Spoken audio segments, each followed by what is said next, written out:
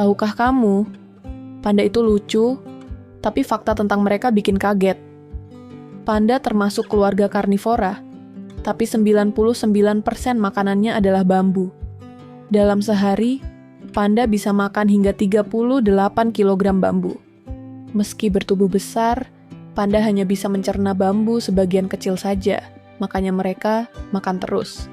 Panda punya jempol palsu, yaitu tulang pergelangan yang berevolusi khusus untuk memegang bambu. Di balik wajah lucunya, panda adalah hewan yang luar biasa unik. Follow untuk fakta hewan lainnya.